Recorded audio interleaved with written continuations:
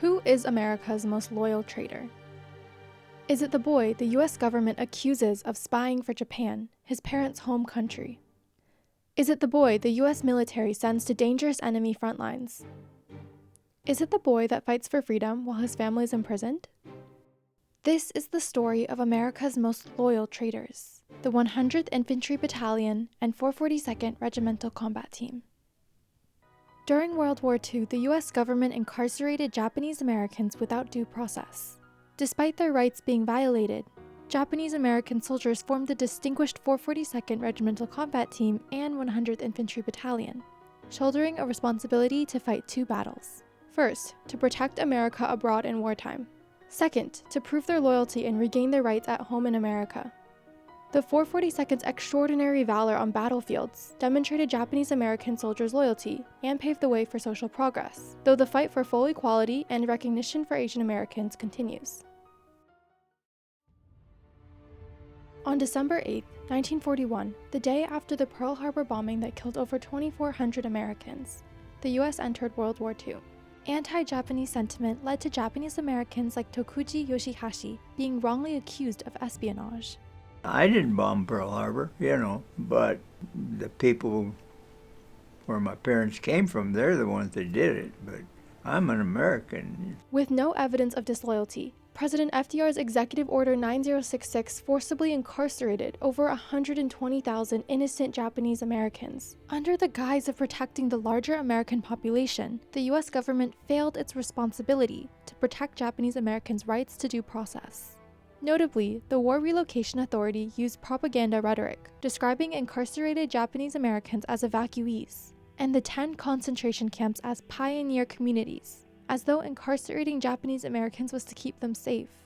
Meanwhile, most Japanese Americans in Hawaii, comprising 35% of the territory's population, were not incarcerated because of their importance to Hawaii's economy. By selectively incarcerating Japanese Americans, the government prioritized its financial stability over responsibly protecting the rights of its citizens. While many supported Executive Order 9066, some prominent figures spoke up for Japanese Americans. First Lady Eleanor Roosevelt advocated for their quick release from concentration camps. Fighting against Jim Crow segregation and for Americans' rights to equality under the 14th Amendment, the NAACP's lawyer wrote, "Color seems to be the only reason why American citizens of Japanese ancestry are in camps." In June 1942, the 100th Battalion became World War II's first unit of 1,400 second-generation Japanese Americans, or Nisei. At this time, there were other segregated military units like the African-American Tuskegee Airmen, who also faced racial prejudice while serving the US. After training at Camp McCoy in Wisconsin and Camp Shelby in Mississippi, the Japanese American Battalion went to Italy. They endured harsh conditions and terrain, and successfully liberated many Italian towns from the Germans. Given the elite performance of the 100th Battalion, General Clark said, "These are some of the best fighters in the US Army. If you have more, send them over." However, Nisei soldiers were questioned by some leaders. General DeWitt said, "A Jap is a Jap. It makes no difference if he's an American citizen or not." The 100th challenged stereotypes and proved Japanese Americans' right to fight for their country, inspiring a larger unit of Nisei soldiers, the 442nd Regimental Combat Team. 442nd soldier Stanley Hayami wrote in his diary, "In Italy, the Japanese Americans are doing a wonderful job. The 100th is the most decorated outfit in the army." Activating the 442nd, Roosevelt said, "No loyal citizen should be denied the democratic right to exercise the responsibilities of his citizenship. Americanism is not, and never was, a matter of race or ancestry." The paradox lies in the proclaimed ideals of Americanism and the reality of American concentration camps. Mainland Japanese Americans struggled with the uncomfortable truth that citizenship was not enough to guarantee equal rights. This disillusionment was evident in the low number of men that enlisted from concentration camps compared to high enlistment from Hawaii. To draft more soldiers, mainlanders were given a loyalty survey. Questions 27 and 28 asked if they would serve the US and renounce their allegiance to the Japanese emperor. There was probably some that were eligible for the draft but refused to answer yes to both questions because of the injustice that was involved.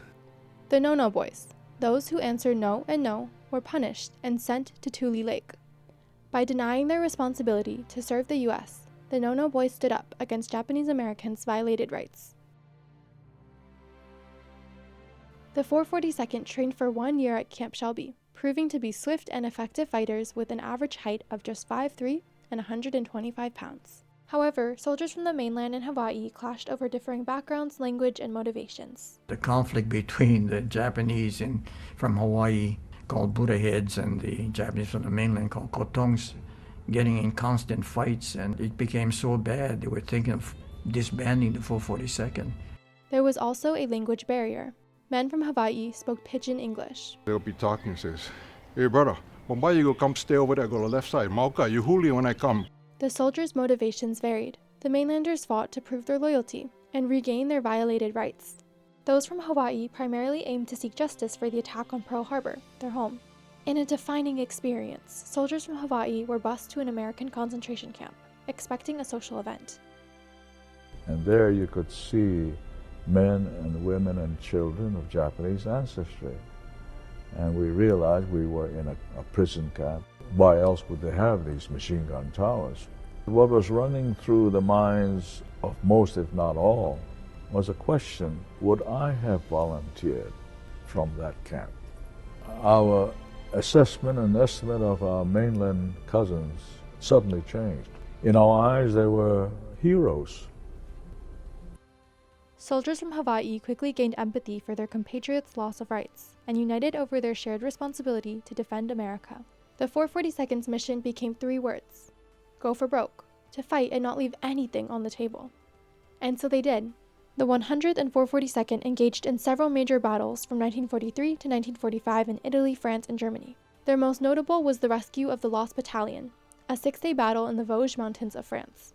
They saved 211 trapped Texan soldiers but suffered over 300 Japanese-American casualties.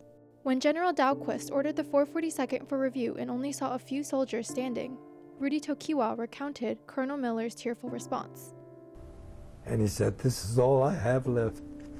Can you imagine the feeling he must have had to think that he had to order people to go out and get killed when it was these people that put the families into concentration camp and they're still there? For their tremendous sacrifices and deep sense of responsibility, the 100th became known as the Purple Heart Battalion, and the 442nd at large became the most highly decorated unit for size and length of service in U.S. history. Despite victory overseas and earning increased respect, the men of the 442nd returned home in the fall of 1945 to continued struggles.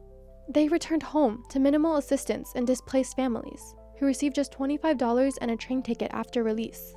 They returned home to discrimination from other Americans. In Hawaii, Japanese Americans took on the responsibility to battle for social progress. Politicians such as Senator Noe achieved Hawaii statehood, in part by reminding the U.S. government of the 442nd sacrifice for Texans in France.